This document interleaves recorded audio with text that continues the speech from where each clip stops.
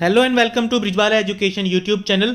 आज के इस एजुकेशनल लेक्चर में बच्चों हम डिस्कस करने वाले हैं क्लास 9th के साइंस चैप्टर ग्रेविटेशन को। बच्चों ये इस चैप्टर का पार्ट 2 वीडियो है। अगर आपने पार्ट 1 नहीं देखा है तो उसका लिंक आपको इस वीडियो के डिस्क्रिप्शन में मिल जाएगा, आप वहां से उसको देख सकते हैं।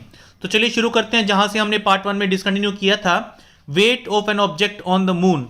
मून के ऊपर किसी भी ऑब्जेक्ट का वेट कैसे कैलकुलेट किया जाता है वो हमें इस आर्टिकल में पढ़ना है। देखिए, हम सबको पता है कि किसी भी ऑब्जेक्ट का वेट जो होता है अर्थ के ऊपर वो उस ग्रेविटेशनल फोर्स के इक्वल होता है जो अर्थ उस ऑब्जेक्ट के ऊपर लगाती है। ये मैंने इस 10.4 आर्टिकल में आपको बताया था। वेट का मतलब होता है gravitational pull acting on an object downwards is called its weight. इसी तरीके से अगर कोई ऑब्जेक्ट मून के ऊपर है तो मून के ऊपर उसका वेट कितना होगा? मून के ऊपर उसका वेट होगा gravitational force of moon acting on that object. तो वेट ऑफ मून और वेट ऑफ अर्थ का क्या रेशियो होता है? अगर हमें अर्थ पे किसी ऑब्जेक्ट का वेट पता है तो मून के ऊपर हम किस तरीके से निकालेंगे, ये हमें इस आर्टिकल में डिस्कस करना है। देखिए, हमको एक बात पता है कि वेट इक्वल होता है ग्रेविटेशनल फोर्स के। Weight is equal to gravitational force और ग्रेविटेशनल फोर्स इक्वल होता है G M M over D का स्क्वायर। ये फॉर्मूला होता है ग्रेविटेशनल फोर्स का। तो हम क्या करेंगे, weight of an object on moon अगर हम निकालेंगे तो उसका फॉर्मूला क्या लिखेंगे हम? G mass of moon into mass of object divided by radius of moon का स्क्वायर। इसी तरीके से अगर हम इसको वेट ऑन अर्थ से डिवाइड करेंगे तो क्या करेंगे? G mass of earth mass of object divided by radius of earth का स्क्वायर। अब यहां से कैपिटल जी हमारे पास कैंसिल हो रहा है, मास ऑफ ऑब्जेक्ट कैंसिल हो रहा है, तो हमारे पास क्या आता है? Mass of moon divided by radius of moon का square, mass of earth divided by radius of earth का स्क्वायर।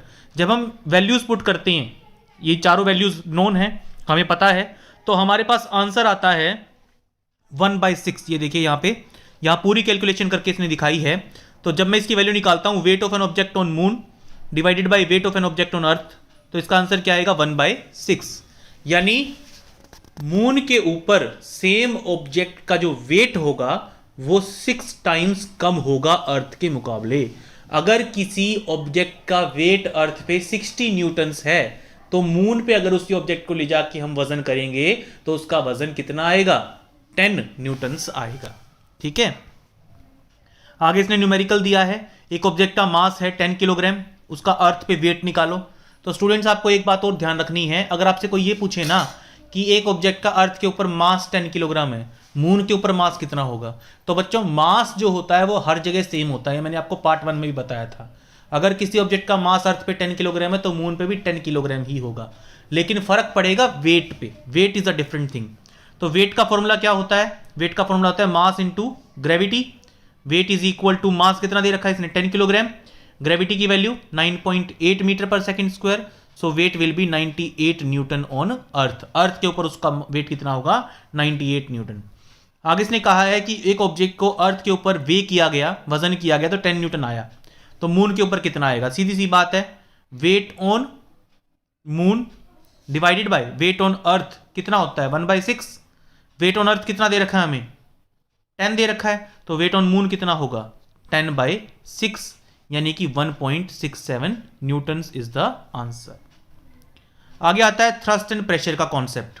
ठीक है, सबसे पहले मैं आपको बता देता हूं थ्रस्ट क्या होता है। जब भी किसी, मान लीजिए ये एक ऑब्जेक्ट है, इस ऑब्जेक्ट के ऊपर जब भी कोई परपेंडिकुलर डायरेक्शन में 90 डिग्री पे कोई फोर्स एक्सर्ट किया जाता है तो उसको क्या कहा जाता है? थ्रस्ट कहा जाता है। यानी thrust is a type of force which is acting at 90 degree on a surface. किसी भी सरफेस के ऊपर जब परपेंडिकुलरली कोई फोर्स एक्सर्ट किया जाता है तो उस फोर्स को कहा जाता है थ्रस्ट। और जहां तक प्रेशर की बात है तो प्रेशर क्या होता है? Force acting on an object per unit area. ये इसका फॉर्मूला होता है, ये 8th क्लास में भी आपको सिखाया जाता है। Pressure is equal to thrust upon area, या फिर pressure is equal to perpendicular force divided by area. यानी प्रेशर जो होता है वो फोर्स के डायरेक्टली प्रोपोर्शनल होता है, एरिया ऑफ कॉन्टैक्ट के इनवर्सली प्रोपोर्शनल होता है। ठीक है, अब हम कुछ चीज़ें पढ़ेंगे यहाँ पे। आपने कभी सोचा है कि क्या कैमल जो है वो डेजर्ट में आसानी से भाग सकता है, जबकि अगर हम लोग उस लूज सैंड पे चलने की भी कोशिश करते हैं तो हमारे पैर सैंड के अंदर धंस जाते हैं?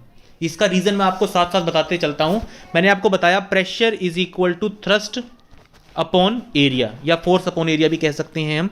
अब कैमल का जो पैर होता है वो काफ़ी चौड़ा होता है और जो ह्यूमन फीट होता है वो काफ़ी छोटा होता है। तो एरिया ऑफ कॉन्टैक्ट मिट्टी के साथ, रेत के साथ जो एरिया ऑफ कॉन्टैक्ट है वो कैमल का बहुत ज़्यादा है और इसीलिए प्रेशर कम लगता है। एरिया इन्वर्सली प्रोपोर्शनल है प्रेशर के, इसका मतलब एरिया बढ़ाने पे प्रेशर क्या हो जाएगा, कम हो जाएगा। और कैमल का जो पैर है वो रेत में धंसेगा नहीं, वो आसानी से रेत पे चल भी सकता है और दौड़ भी सकता है। जबकि यहाँ पे ह्यूमन के केस में, सेकंड केस में क्या हो रहा है, एरिया ऑफ कॉन्टैक्ट काफ़ी कम है जिससे प्रेशर क्या हो जाता है, बढ़ जाता है। ये बात आप समझिए स्टूडेंट्स, इनवर्सली प्रोपोर्शनल और डायरेक्टली प्रोपोर्शनल का मतलब, यानी इनवर्सली प्रोपोर्शनल का मतलब होता है एरिया को अगर मैं बढ़ा दूंगा तो प्रेशर क्या हो जाएगा, कम हो जाएगा। This is inversely proportional, this is inverse relation. आगे इसने क्या कहा है, जो आर्मी टैंक होता है जिसका वजन 1000 टन से भी ज्यादा होता है, उसके नीचे टायर लगाने की बजाय चेन्स, कैटरपिलर चेन्स क्यों लगाई जाती हैं? ऐसा इसलिए किया जाता है क्योंकि अगर टायर्स होंगे तो एरिया ऑफ कॉन्टैक्ट काफी कम होगा, जबकि अगर चेन होगी तो एरिया ऑफ कॉन्टैक्ट काफी ज्यादा होगा। और अगर एरिया ऑफ कॉन्टैक्ट ज्यादा होगा तो प्रेशर क्या होगा, प्रेशर क्या होगा जमीन के ऊपर, टैंक का जो प्रेशर होगा वो क्या हो जाएगा, कम हो जाएगा। अगर टैंक को पहियों के ऊपर चलाया जाता तो पहली बात तो पहिए उसका वजन नहीं सहन कर पाते, अगर पहिए उसका वजन सहन कर भी लेते तो जिस भी सरफेस के ऊपर टैंक चलता उस सरफेस को डैमेज कर देता या फिर अच्छे से चल नहीं पाता, क्योंकि उसका वजन ही इतना ज्यादा था। तो उसका प्रेशर कम करने के लिए हमने क्या किया, उसके ऊपर कैटरपिलर ट्रैक्स लगा दिए, एरिया ऑफ कॉन्टैक्ट बढ़ा दिया, प्रेशर को घटा दिया। अब टैंक आसानी से चल पाएगा रफ टेरेन्स के ऊपर भी। जो ट्रक या मोटर बस होती हैं उनके टायर्स काफ़ी चौड़े चौड़े होते हैं। आपने साइकिल का टायर देखा होगा, आपने बाइक का टायर देखा होगा, आपने कार का टायर देखा होगा, आपने ट्रक का टायर देखा होगा। समझ चुके होंगे मैं क्या बताना चाह रहा हूँ। ट्रक का टायर सबसे मोटा होता है, क्यों, एरिया ऑफ कॉन्टैक्ट सबसे ज़्यादा होगा। टायर मोटा होगा तो एरिया ऑफ कॉन्टैक्ट सबसे ज़्यादा होगा, एरिया ऑफ कॉन्टैक्ट सबसे ज़्यादा होगा तो प्रेशर उसका कम लगेगा रोड के ऊपर। और ऐसा करने की ज़रूरत क्यों है, क्योंकि ट्रक के अंदर या मोटर बस के अंदर वजन ज़्यादा होता है किसी साइकिल, बाइक या कार के मुकाबले। जो कटिंग टूल्स होते हैं, काटने वाले जो औजार होते हैं, उनकी एजेस काफ़ी शार्प होती हैं। जैसे आप चाकू को ले लीजिए, चाकू का जो अगले वाला हिस्सा होता है जहाँ से हम आलू को, बैंगन को या किसी भी चीज़ को काटते हैं, वो सबसे शार्प होता है। क्यों, क्योंकि अगर वो एरिया शार्प होगा, वो हिस्सा शार्प होगा तो एरिया ऑफ कॉन्टैक्ट घट जाएगा, प्रेशर बढ़ जाएगा और आसानी से हम उस चीज़ को काट पाएंगे। प्रेशर बढ़ जाएगा तो हम आसानी से उसको काट पाएंगे। ठीक है, तो यहाँ पे प्रेशर का कॉन्सेप्ट है इन सारी चीज़ों में।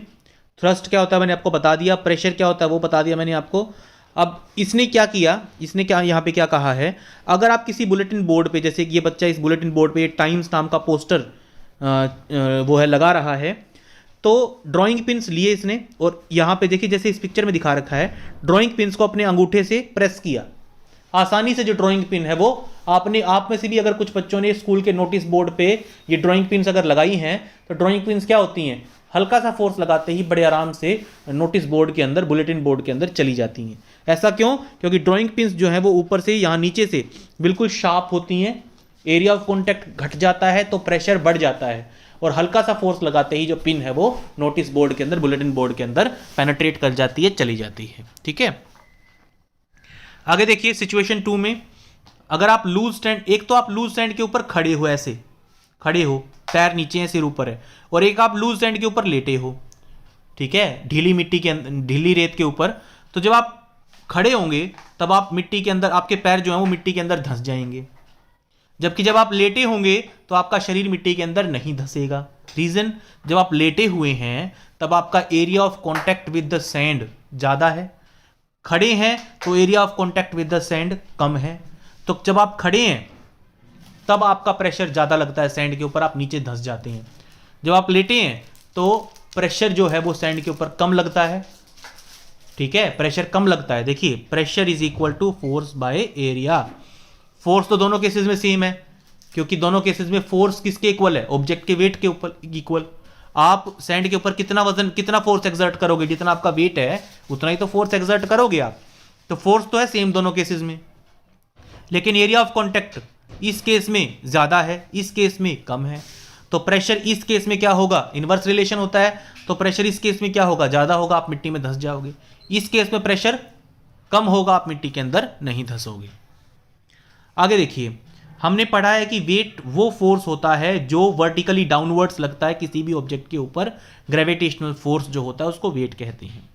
ठीक है, यहां पे जो फोर्स लग रहा है वो परपेंडिकुलर लग रहा है सरफेस के, 90 डिग्री के एंगल पे लग रहा है सरफेस के।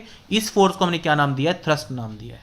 ठीक है, तो pressure is equal to thrust upon area, ये इसने हमें यहां के फॉर्मूला बताया, मैंने आपको पहले ही बता दिया था।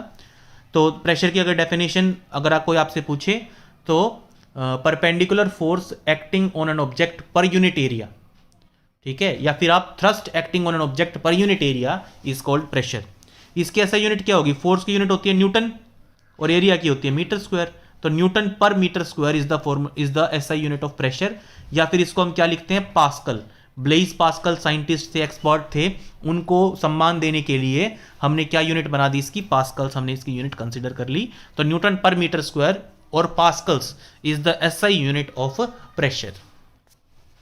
आगे आता है आपका आर्टिकल एग्जाम्पल 10.6। इसमें एक लकड़ी का ब्लॉक लिया गया है, ठीक है, उस लकड़ी के ब्लॉक की डायमेंशंस दे रखी हैं 40 × 20 × 10, उसका वेट, उसका मास दे रखा है आपको 5 किलोग्राम्स। तो हमें यह बताना है कि जब उसको 20/10 वाली साइड से रखा जाता है तो वो कितना प्रेशर एक्सर्ट करेगा, और जब उसको 20/40 वाली साइड से रखा जाता है, देखिए इन दोनों में रखने का बॉक्स तो सेम है दोनों में, लेकिन रखने का तरीका अलग अलग है। एक बार उसको खड़ा करके रखा गया है, एक बार उसको लेटा के रखा गया है। तो दोनों केसेस में हमें प्रेशर एक्सर्टेड की वैल्यू निकालनी है। तो सबसे पहले आपको क्या निकालना है, हमें पता है प्रेशर का फॉर्मूला क्या होता है, फोर्स अपॉन एरिया। फोर्स का फॉर्मूला क्या होगा, मास into gravity divided by, first case में एरिया कितना होगा, फर्स्ट केस में एरिया कितना होगा, 20 सेंटीमीटर इंटू 10 सेंटीमीटर। ध्यान रखें सेंटीमीटर में दे रखा है, ठीक है, तो सेंटीमीटर को आप किस में कन्वर्ट करोगे, मीटर्स में। ठीक है, प्रेशर, पहले तो आप फोर्स निकाल लो एक बार, तो वेट निकाल लो ऑब्जेक्ट का कितना है, 5 × 9.8 यानी 49 न्यूटन्स। ठीक है, अब केस 1 में निकालो, केस 1 में प्रेशर कितना होगा, फोर्स कितना है 49, एरिया कितना है उसका, अब की बार एरिया कितना है 200 सेंटीमीटर स्क्वायर आया था उसका एरिया, अगर मीटर स्क्वायर में चेंज करेंगे तो 0.02 आएगा। ठीक है, 10,000 से डिवाइड करना पड़ेगा, तो 0.02, इनको डिवाइड करेंगे आंसर आएगा 4950 न्यूटन पर मीटर स्क्वायर, 2450 आएगा, 2450 न्यूटन पर मीटर स्क्वायर। अब दूसरे केस में निकालो, pressure is equal to, force तो वही है 49, एरिया कितना है, एरिया आपकी बार अलग है 40 × 20 है, मीटर स्क्वायर में चेंज करेंगे तो 0.08 metre square, 49 divided by 0.08 comes out to be 612.5 newton per metre square. तो दोनों केसेस में प्रेशर जो है वो अलग अलग है, ऑब्जेक्ट का वेट एक होने के बावजूद भी। यानी देखिए, जहां पे एरिया ऑफ कॉन्टैक्ट ज्यादा था इस केस में प्रेशर कम है 612.5 है, जिसमें एरिया ऑफ कॉन्टैक्ट कम था प्रेशर ज्यादा है 2450 है।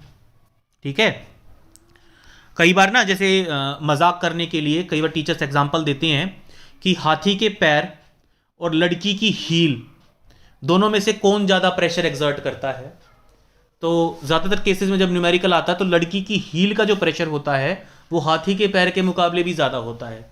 क्यों, बेशक हाथी का वजन ज्यादा हो, लेकिन एरिया ऑफ कॉन्टैक्ट हील के लिए, हील नीचे से पहनी होती है लड़कियों की, हील जो होती है नीचे से काफ़ी पॉइंटेड सी होती है, काफ़ी पतली होती है नीचे से, तो एरिया ऑफ कॉन्टैक्ट बहुत कम होता है हील का, इसीलिए प्रेशर बहुत ज़्यादा लगता है जब कोई हील पहन के चलती है लड़की। तो आगे बात करते हैं प्रेशर इन फ्लूइड्स की।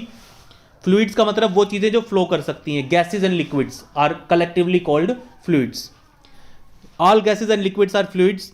सॉलिड जो होता है, देखिए अब फ्लूइड्स के प्रेशर में और सॉलिड्स के प्रेशर में, अभी तक हमने सॉलिड्स का प्रेशर पढ़ा था, जो अभी तक पढ़ा है हमने, सॉलिड्स जो प्रेशर एक्सर्ट करते हैं, मान लीजिए एक सॉलिड ऑब्जेक्ट है, ये प्रेशर एक्सर्ट करेगा सिर्फ नीचे की तरफ due to its weight, A solid object exerts pressure only in the downward direction and that pressure is equal to weight of that object. लेकिन जो लिक्विड किसी कंटेनर में भर रखा है हमने, liquid will exert pressure in all directions. उसकी container की वॉल्स के ऊपर भी प्रेशर एक्सर्ट करेगा और नीचे की तरफ भी प्रेशर एक्सर्ट करेगा.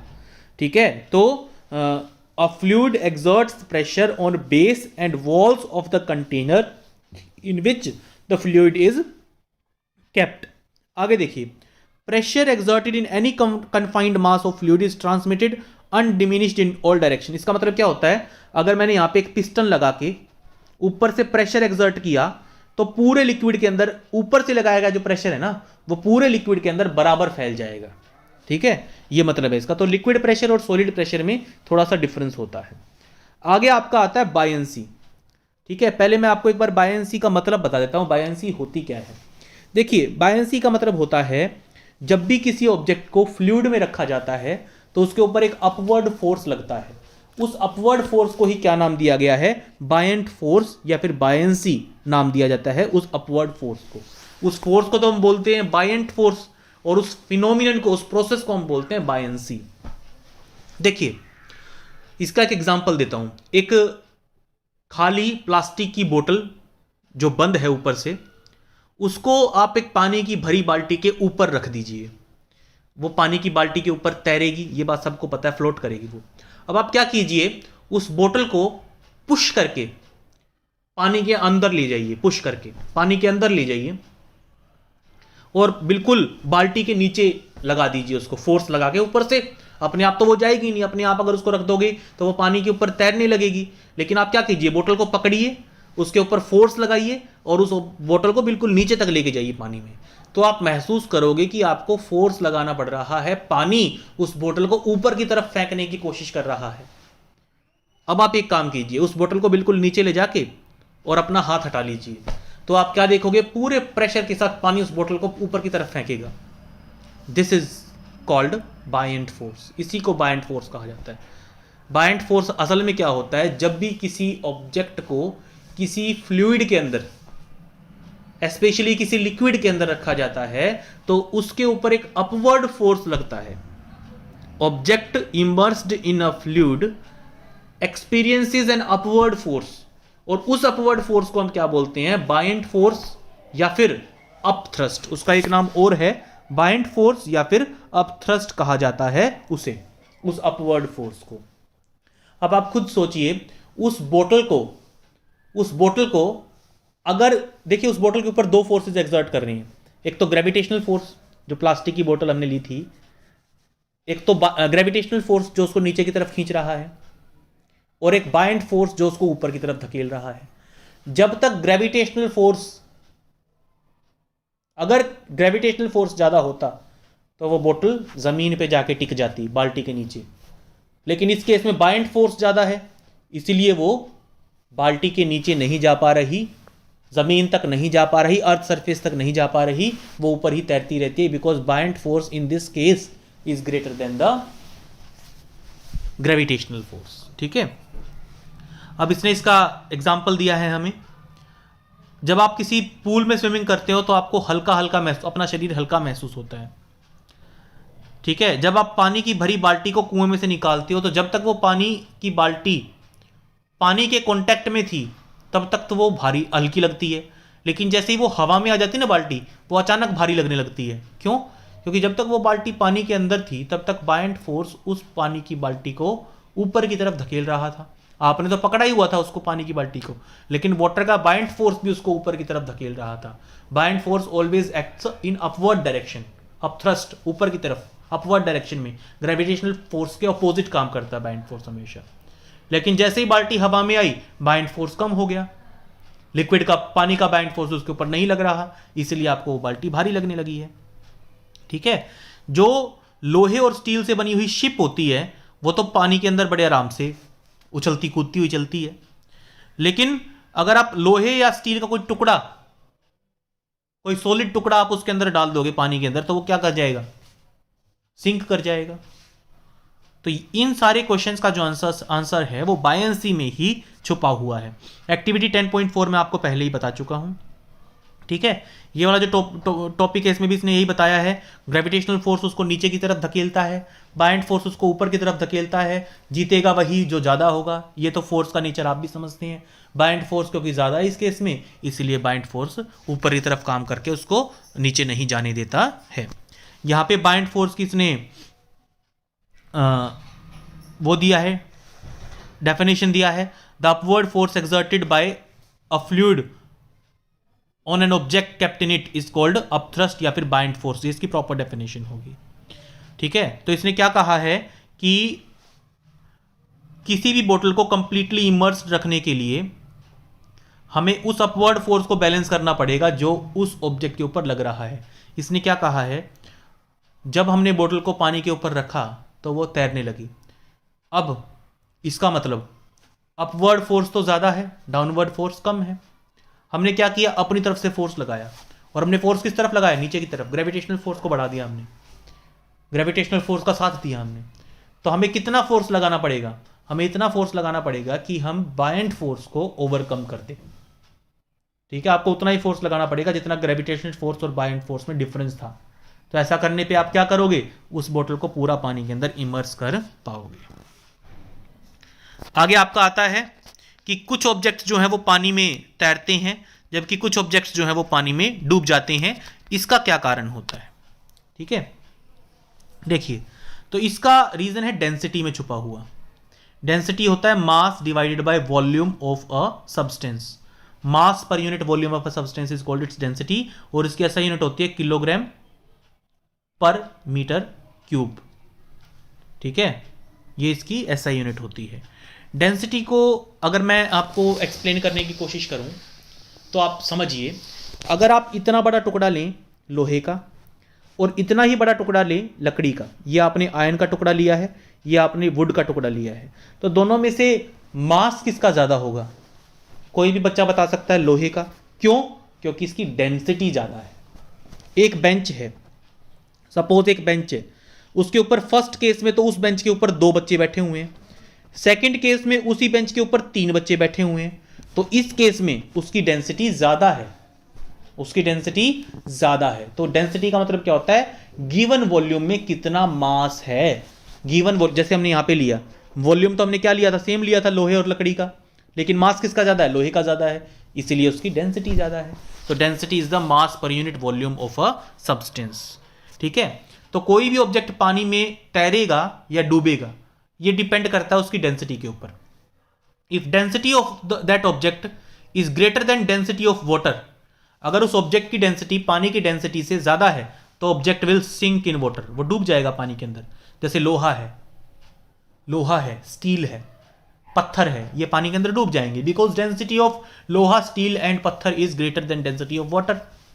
अगर किसी ऑब्जेक्ट की डेंसिटी वाटर की डेंसिटी से कम है, then the object will float, वो ऑब्जेक्ट फ्लोट करेगा। थर्मोकोल शीट ले लो आप, लकड़ी का टुकड़ा ले लो आप, उन दोनों की डेंसिटी जो है वो वाटर की डेंसिटी से कम है, तो वो पानी के ऊपर क्या करेंगे, तैरेंगे। ठीक है, अब इसने क्या बताया, देखिए, आपने एक बीकर लिया पानी से भरा हुआ, उसमें एक लोहे की नेल डाली आपने। लोहे की नेल क्या होगी, पानी के अंदर डूब जाती है। क्यों डूब गई? क्योंकि उस नेल के ऊपर लगने वाला ग्रेविटेशनल फोर्स उसको नीचे की तरफ पुल कर लेता है, लेकिन उस नेल के ऊपर लगने वाला जो अपथ्रस्ट है वो कम है ग्रेविटेशनल फोर्स के मुकाबले, इसीलिए वो नेल जो है वो डूब जाती है। ठीक है, आप समझिए इस चीज को। आपने ये पानी का बीकर लिया, दोनों सेम बीकर है, सेम अमाउंट ऑफ पानी है दोनों के अंदर। इसमें आपने लोहे की नेल डाली, वो डूब गई नीचे जाके। इसमें आपने लकड़ी का टुकड़ा रखा, वो ऊपर तैर रहा है। क्यों हुआ? यहां पे ग्रेविटेशनल फोर्स डोमिनेट कर रहा है, इसीलिए वो नेल जो है वो नीचे चली गई। बाइंड फोर्स कम है, ग्रेविटेशनल फोर्स ज्यादा है। इस केस में बाइंड फोर्स डोमिनेट कर रहा है, बाइंड फोर्स ज्यादा है, ग्रेविटेशनल फोर्स कम है, इसलिए वो ऑब्जेक्ट तैर रहा है। ठीक है, एक बात का और ध्यान दीजिएगा स्टूडेंट्स, जो बाइंड फोर्स होता है वो उस लिक्विड की डेंसिटी के ऊपर भी डिपेंड करता है जिसके ऊपर हम ऑब्जेक्ट को रख रहे हैं। अगर उस लिक्विड की डेंसिटी ज्यादा है तो उसका बाइंड फोर्स भी ज्यादा लगेगा। ठीक है, जैसे कि अगर आप तेल के अंदर किसी ऑब्जेक्ट को रखोगे और पानी के अंदर किसी ऑब्जेक्ट को रखोगे, तो तेल के अंदर उसके ऊपर बाइंड फोर्स कम लगेगा, क्योंकि तेल की डेंसिटी पानी के मुकाबले कम होती है इसीलिए। तो bind force exerted by a fluid depends on density of the fluid. If density is greater, bind force will also be greater. ठीक है, तो यहां पे डेंसिटी का मैंने आपको बता दिया। कोक जो है वो लकड़ी का टुकड़ा फ्लोट करता है, नेल जो है वो डूब जाती है। रीजन क्या है? डेंसिटी। अगर डेंसिटी आयरन नेल की ज्यादा है तो वो डूब जाएगी, अगर उसकी डेंसिटी कम है तो वो क्या करेगा? कोर की डेंसिटी कम है तो वो फ्लोट करेगा। ठीक है, आगे आता है आपका आर्किमिडीज प्रिंसिपल। ठीक है, आर्किमिडीज प्रिंसिपल क्या कहता है उस पर हम बाद में जाएंगे। एक बार एक एक्टिविटी इसने यहाँ पे दी है। इसने क्या किया है, एक स्ट्रेचेबल धागा लो। ये धागा जो है ना स्ट्रेचेबल है। ये स्ट्रेचेबल का मतलब आपको पता ही होगा, वजन डालने पे या फोर्स एक्सर्ट करने पे खींचने वाला। ठीक है, यहाँ पे एक स्प्रिंग ले लो आप। तो इसने स्ट्रेचेबल धागे को पत्थर के साथ बांधा। ठीक है, और इसने क्या किया, पहले इसको हवा में लटकाया तो ये धागा बंध गया, स्ट्रेच हो गया, ये धागा बढ़ गया ये। तो अब इसने इसकी लेंथ कैलकुलेट की है कि इसकी लेंथ में कितना डिफरेंस आया। ठीक है, अब दूसरी बार इसने क्या किया, इसी पत्थर को जब पानी में लटकाया तो ये जो स्ट्रेच था ये कम हुआ पानी में। पानी में धागा जो है वो कम बढ़ा, धागे का जो स्ट्रेच है वो पानी में कम हुआ। क्यों कम हुआ? क्योंकि इस केस में पत्थर के ऊपर बाइंड फोर्स ना के बराबर लग रहा है। इस केस में पत्थर के ऊपर बाइंड फोर्स लग रहा है वाटर के अंदर इमर्स होने की वजह से। इस केस में ग्रेविटेशनल फोर्स इस केस के मुकाबले, इस केस में भी ग्रेविटेशनल फोर्स है, लेकिन इस केस में जो ग्रेविटेशनल फोर्स है वो क्या है? कम है। यहां पे ग्रेविटेशनल फोर्स कम है। क्यों? क्योंकि ग्रेविटेशनल फोर्स में से बाइंड फोर्स माइनस हो रहा है, सबट्रैक्ट हो रहा है, जबकि इस केस में बाइंड फोर्स सबट्रैक्ट नहीं हो रहा ग्रेविटेशनल फोर्स में से। इसीलिए इस केस में धागे का जो स्ट्रेच है वो कम होता है, इस केस में धागे का जो स्ट्रेच है वो ज्यादा होता है। ठीक है, ये चीज इसने elongation of the rubber string, उस रबर से बने हुए धागे की इलोंगेशन जो बढ़ता है, जो स्ट्रेच करता है धागा, वो इसने हमें बताने की कोशिश की है। ठीक है, तो जैसे हम पत्थर को पानी के अंदर डुबाने लगेंगे तो उसका स्ट्रेच क्या होगा? कम होने लगेगा, और उसका स्ट्रेच सबसे कम तब होगा जब पूरा पत्थर पानी के अंदर डूब जाएगा। फिर बेशक आप उस पत्थर को पानी के अंदर ले जाते रहो और नीचे ले जाते रहो, उसका जो स्ट्रेच है रबड़ का वो उतना ही रहेगा एक बार पूरा डूब जाने के बाद। ठीक है, तो ये चीज हमें समझाने की कोशिश की थी। यही चीज बायंसी है, इसी चीज को बायंसी कहा जाता है, फोर्स ऑफ बायंसी या बाइंड फोर्स कहा जाता है, जो उस ऑब्जेक्ट के ऊपर लग रहा है जब वो लिक्विड के अंदर रखा हुआ है। अब आगे हमें कुछ क्वेश्चंस का आंसर ढूंढना है। जो बाइंड फोर्स होता है इसका वैल्यू कितना होता है? क्या ये हर फ्लूइड के लिए सेम होता है? एक चीज तो मैं भी आपको बता चुका हूं, bind force depend on the density of fluid. ठीक है, अगर फ्लूइड की डेंसिटी होगी तो उसका बाइंड फोर्स भी ज्यादा होगा, डेंसिटी ज्यादा बाइंड फोर्स ज्यादा। तो हमें बाइंड फोर्स का वैल्यू पता करने के लिए आर्किमिडीज प्रिंसिपल हेल्प करता है। जब भी किसी बॉडी को फुल्ली या पार्शियली किसी फ्लूइड के अंदर इमर्स किया जाता है, डुबोया जाता है, तो उसके ऊपर एक अपवर्ड फोर्स लगता है। इस अपवर्ड फोर्स को हम क्या बोलते हैं? अपथ्रस्ट या फिर बाइंड फोर्स। तो उसके ऊपर एक बाइंड फोर्स लगता है और वो बाइंड फोर्स इक्वल होता है, इंपॉर्टेंट है, वेट ऑफ फ्लूइड डिस्प्लेस्ड। जो फ्लूइड डिस्प्लेस हुआ है ना उसके वेट के इक्वल होता है। जितना फ्लूइड उस ऑब्जेक्ट ने डिस्प्लेस किया है, जितने फ्लूइड की उस ऑब्जेक्ट ने जगह घेरी है, उतने फ्लूइड का वेट ही क्या होगा? बाइंड फोर्स होगा उस ऑब्जेक्ट के ऊपर लगने वाला। बहुत इंपॉर्टेंट, एग्जाम में कई बार आ चुका है ये, और बहुत आसान भी है समझने में, इतना ज्यादा टिपिकल भी नहीं है।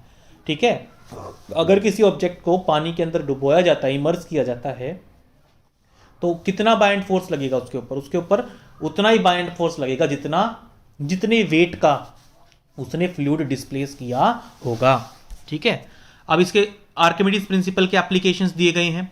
इसका इस्तेमाल शिप्स को डिजाइन करने में, सबमरीन्स को डिजाइन करने में, लैक्टोमीटर्स जो कि प्योरिटी ऑफ मिल्क को मेजर करते हैं उसको डिजाइन करने में, हाइड्रोमीटर्स जो कि लिक्विड्स की डेंसिटी मेजर करने के लिए काम में आते हैं। तो इन चारों जगह पे डिजाइनिंग शिप्स एंड सबमरीन पहला पॉइंट हो गया। लैक्टोमीटर्स जिनका इस्तेमाल मिल्क की प्योरिटी मेजर करने के लिए किया जाता है, उनमें इसका इस्तेमाल किया जाता है। हाइड्रोमीटर्स जो किसी भी लिक्विड की डेंसिटी मेजर करते हैं, उनमें इसका इस्तेमाल किया जाता है आर्किमिडीज प्रिंसिपल का। आगे आता है रिलेटिव डेंसिटी। देखिए रिलेटिव डेंसिटी क्या होता है, सिंपल सी बात है, इसमें कोई ज़्यादा बड़ी बात नहीं है। रिलेटिव डेंसिटी होती है density of substance divided by density of water, बस सिंपल सा कॉन्सेप्ट है, ज़्यादा कुछ है ही नहीं इसमें। Ratio of density of an object with respect to density of water is called its relative density. ठीक है, तो डेंसिटी जो होती है मास पर यूनिट वॉल्यूम होती है, इसका ऐसा unit kilogram per metre cube है। डेंसिटी अगर कंडीशंस चेंज ना हो, एटमॉस्फेयर की कंडीशंस चेंज ना हो, तो डेंसिटी सेम रहती है। डेंसिटी एक कैरेक्टरिस्टिक प्रॉपर्टी है किसी भी सब्सटेंस की, जैसे हम सॉलिड्स के बारे में कहते हैं कि सॉलिड्स फ्लो नहीं करते, लिक्विड्स और गैसेस फ्लो करती हैं, तो ये कैरेक्टरिस्टिक प्रॉपर्टी है उसकी। डेंसिटी जो होती है अलग अलग सब्सटेंसेस की अलग अलग होती है, जैसे गोल्ड की density 19,300 kilogram per metre cube है, वाटर की density 1000 kilogram per metre cube है। अच्छा एक बात और आप लोग ध्यान रखेंगे, जो वाटर की डेंसिटी होती है ना बच्चों, वो 1000 किलोग्राम पर मीटर क्यूब होती है, लेकिन इसकी एक और यूनिट है डेंसिटी की, ग्राम पर सेंटीमीटर क्यूब। ग्राम पर सेंटीमीटर क्यूब ये सीजीएस यूनिट है इसकी। इसमें वाटर की डेंसिटी कितनी होती है? 1। ध्यान रखिएगा, density of water in case of gram पर सेंटीमीटर क्यूब इज 1, और किलोग्राम पर मीटर क्यूब में लें तो कितनी आएगी? 1000। ठीक है, तो रिलेटिव डेंसिटी अगर हमें मेजर करनी हो किसी भी सब्सटेंस की, तो ratio of density of that substance to water, ये रहा फॉर्मूला जो मैंने अभी अभी आपको बताया। ठीक है, रिलेटिव डेंसिटी क्योंकि ऊपर भी डेंसिटी है नीचे भी डेंसिटी है, तो इसकी कोई यूनिट नहीं होती। It is a type of ratio, so it has no unit. It is a type of ratio, और रेशियो की कोई यूनिट नहीं होती, इसलिए इसकी भी कोई यूनिट नहीं है। एक न्यूमेरिकल हमें दिया गया है रिलेटिव डेंसिटी को समझने के लिए। सिल्वर की जो रिलेटिव डेंसिटी है वो 10.8 है, वाटर की density 1000 kilogram per metre cube है। सिल्वर की डेंसिटी निकालो, relative density is equal to density of silver divided by density of water. Formula पता है हमें, रिलेटिव डेंसिटी कितनी है? 10.8। डेंसिटी ऑफ सिल्वर निकालनी है, डेंसिटी ऑफ वाटर कितनी है? 1000। तो डेंसिटी ऑफ सिल्वर कितनी आएगी हमारे पास? निकाल लो आप। ठीक है, 10,800। ठीक है, 10,800 क्या होगी हमारी? Kilogram per metre cube. क्या होगी? सिल्वर की डेंसिटी होगी हमारे पास। ये वही वैल्यू जो मैंने आपको एक्सप्रेस करके दी है। ठीक है, तो ये था आपका चैप्टर स्टूडेंट्स। अगर आपको वीडियो पसंद आया तो प्लीज़ वीडियो को लाइक और शेयर जरूर कीजिएगा, कमेंट में अपनी राय दीजिएगा। अगर आप इस चैनल पे नए हैं, अभी तक आपने सब्सक्राइब नहीं किया है, तो सब्सक्राइब करें ब्रिजबाला एजुकेशन यूट्यूब चैनल को, दबा दें नोटिफिकेशन बेल आइकन को, ताकि जैसे ही हम कोई नया वीडियो अपलोड करें उसकी नोटिफिकेशन आपके डिवाइस तक पहुंचे सबसे पहले। जाने से पहले एक बार वीडियो की डिस्क्रिप्शन को जरूर चेक करें बच्चों, क्योंकि आपकी क्लास के अलग अलग सब्जेक्ट्स की चैप्टर एक्सप्लेनेशंस के लिंक हमने वीडियो की डिस्क्रिप्शन में डाल रखे हैं, तो उन लिंक्स को एक बार जरूर से जरूर चेकआउट करें। हो सकता है जो चैप्टर की एक्सप्लेनेशन आप चाहते हैं, ढूंढ रहे हैं, उसकी एक्सप्लेनेशन आपको वहाँ मिल जाए। Thank you everyone.